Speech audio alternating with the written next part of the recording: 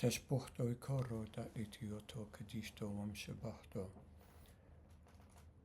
Continuing with our examination of the life of St Maroun, it should not be forgotten that he lived before the great Christological battles which broke out in the Roman Empire. Disputes had begun, but not the great conflicts. As Anthony Gelston states, the origins of East Syrian Christianity are lost in obscurity. The division of East Syrians from West Syrians was the result of the Christological controversies of the 5th century and was precipitated in particular by the Council of Ephesus in AD 431. In the second half of the century, the Monophysites came to prevail in Edessa, and the East Syrians who followed the teachings of Theodore of Mopsuestia withdrew into Persia. Nisibis became the main East Syrian theological centre. Political factors contributed largely to the subsequent isolation of the East Syrian Church from the rest of Christendom for a long period. So the life of St Maroun was not the life of a controversialist. It was the life of a missionary of Christianity in a very disciplined form. Whether he was indeed the first hermit to live an open-air existence, as opposed to living in a town or a desert cell, is not to my mind as important as the example of holiness. He was not so extreme as some others, as he had a small hut to which he could retire in bad weather. That his way of life impressed contemporaries is not in doubt, and his exposure to the elements will have assisted in that. But his ascetic life was a means to an end. It is the end which is significant. We do not know when St Maroun was born, except that it was sometime in the 300s. He almost certainly died between 410 and 425, but we do not know his precise age at death. One can hardly envisage him as having been less than 40 years old, but he may have been 100 years old. We simply don't know. But we can make an intelligent conjecture as to St Maroun's age, based on the spread of Christianity and the ascetic life in Kouros. For Theodoret says that Maroun planted the paradise which now blooms in the land of Kouros. Is he referring to Christianity or to those who lived the ascetic life of hermits, as the context seems to suggest? Also, when he says planted, what does he mean? Partial success? Significant success? Hard to say. Now, first of all, although we do not know exactly what Theodoret had in mind when he spoke of the land of Kouros, it is known that when the Emperor Julian passed through northern Syria in about 363 AD, he found that the area was quite Christian, until he came to Batnai, which is beyond the Euphrates, that is, in eastern Syria. Julian was so pleased with the change from a Christian to a pagan milieu that in letter 58 he wrote of his return to Batnai, "Its name is barbarous, but the place is Hellenic. All the country round about, the fumes of frankincense arose on all sides, and I saw everywhere victims ready for sacrifice." Now, if St Maroun had played a role in the conversion of this part of Syria, and it had been effected by 363, then even if he had died in 410, which was 47 years later, he must have been nearing 100. It's hard to think of the evangelization of an entire region being carried out by a man before he was the age of 50, especially as he did not travel himself. Rather, his influence was exerted by people coming to him and then themselves going out. What is significant is that this conjecture provides us with the youngest that St Maroun would have been, because the conversion of all that area of Syria cannot have been effected very quickly. Now, there is an alternative reading of St Theodoret on St Maroun's impact on Syria. Theodoret may have been referring to the spread of solitaries alone, following the example of St Maroun, and not wholesale conversion. If so, then, although the lifestyle had reached Syria before the mid-4th century, Then, as Lübschut states, by the 380s, monks were settled in large numbers in the desert, just beyond the inhabited areas of Syria. In the next 100 years or so, Syria was covered with monasteries. Further, Lübschut states that these monks were generally people from the country and probably spoke Syriac and not Greek. On this last point especially, he does not have a watertight case. There's little evidence, and he is relying on slender clues, such that St John Chrysostom knew an elderly monk who spoke Syriac. But once again, we must come to a similar conclusion. To have completed by the 380s such a large and successful work, simply by teaching those who came to him on his hill, we would expect St Maroun to have been an aged man by that time, let alone 410. When one bears in mind that he may have died as late as 423, I find it hard to think he was not 100 years of age or more by the time he died. One other matter may support this. Sozomen, the church historian, states that with the exception of the city of Antioch, the area of Coeli Syria and Upper Syria was slowly converted to Christianity. He describes the monks and hermits as philosophers and says that many of them had remarkably long lives. It is these men whom he credits with leading most Syrians and many Persians and others to the faith. He also supports the basic thrust of this narrative, that is, that it was St Maroun who commenced the current, which eventually converted the region and even one day touched Mount Lebanon, which had until then been largely pagan. Sozomen says that about the time of the death of Paulinus II, Bishop of Antioch in 388, there were still many pagans in many cities who contended zealously in behalf of their temples. The inhabitants of Apamea often armed the men of Galilee and the peasants of Lebanon in defence of their temples. In other words, the traditional account of St Maroun and his place in history holds good. I think that we've even managed to add some details to it and to show that it fits all the facts as we know them.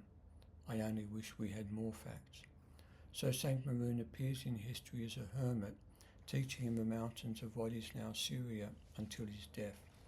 A man with a reputation for holiness, and so was probably the first Christian teacher to be able to make a significant and enduring impact upon the people of the Syrian and Lebanese countryside and mountains. He did this because, 1.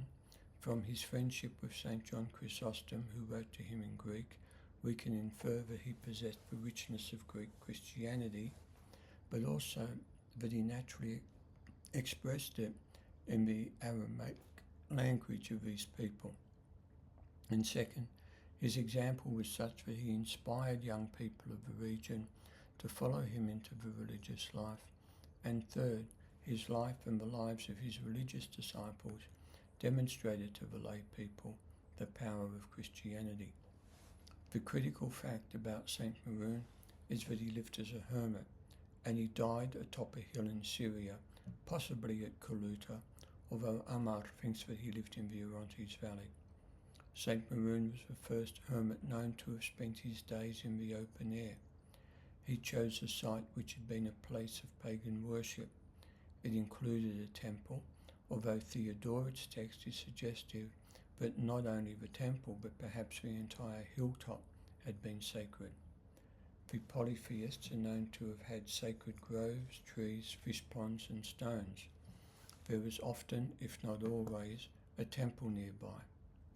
St Maroun is said to have dedicated those precincts to God, which may mean that he performed an exorcism, turning the temple into a church and blessed the rest of the area. For protection against rain and snow, St Maroun relied upon a tent made of animal hides. This way of life made a big impression on the people. What did St Maroun occupy himself with? There seem to have been two sides to his life: a private life of prayer and spiritual exercise, and a public life with his many visitors, which included many diverse matters: conversation, advice, teaching, healing and exorcism. Our source, Theodoret, says that St Maroun tended to his spiritual life with the customary labours and other exercises which he himself conceived. Theodoret speaks of this as gathering together the wealth of philosophia. In the translation I have rendered philosophia as wisdom, for our modern term philosophy is too narrow to encompass the arts and sciences of the soul which St Maroun pursued. Theodoret's account is short, but it highlights St Maroun's magnetism in a few deft strokes. First, we have the references to the ascetic disciplines which he undertook. When Theodoret speaks of the customary labours, he appears to have in mind prayer, fasting, penance, and depriving the body of sleep. Theodoret paid particular attention to any measures which might check the passions and bring the faculties under the control of a Christian will. By faculties, I mean senses, thoughts and emotions. However, Theodoret does not tell us very much about these inner disciplines, let alone which ones were added by St Maroun. But then, neither indeed do many writers describe such disciplines, as they require the assistance and supervision of a teacher, and to write of them could lead some people to attempt exercises which they should not. However, it is clear that St Maroun was a master of these disciplines, and also that he taught various pupils, such as Jakub, Limnius, and perhaps Domnina. Theodoret is emphatic on the point that St Maroun was a great teacher. As El-Khoury notes, of the 30 ascetics in Theodoret's book, only Maroun is named as having had many pupils. There is one other matter to mention about St Theodoret's account of St Maroun, and that is the extent to which it is similar to the account of the life of St Anthony, founder of monasticism. This was written by St Athanasius, approximately 295 to 373 AD. He wrote this life during his third exile, 355 to 362, but after Anthony's death in 356. It was considered a classic and was known throughout the Christian world quite quickly, so it is quite possible that Theodoret had read it. Athanasius writes, "Through him the Lord healed many of those present who suffered from bodily ailments. Others he purged of demons, and to Anthony he gave grace in speech. Thus he consoled many who mourned, and others hostile to each other he reconciled in friendship, urging everyone to prefer nothing in the world above the love of Christ. And when he spoke and urged them to keep in mind the future goods and the affection in which we are held by God, he persuaded many to take up the solitary life.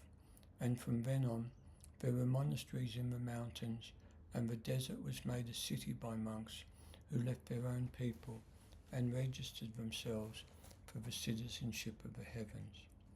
Before long, through the attraction of his speech, a great many monasteries came into being, and like a father, he guided them all." Although the similarities to the life of St Maroun are quite evident, there are differences. Notably, the story of his death, quite unlike Maroun's, and it is said that St Anthony's two companions buried his body in secret, no one knowing where it is.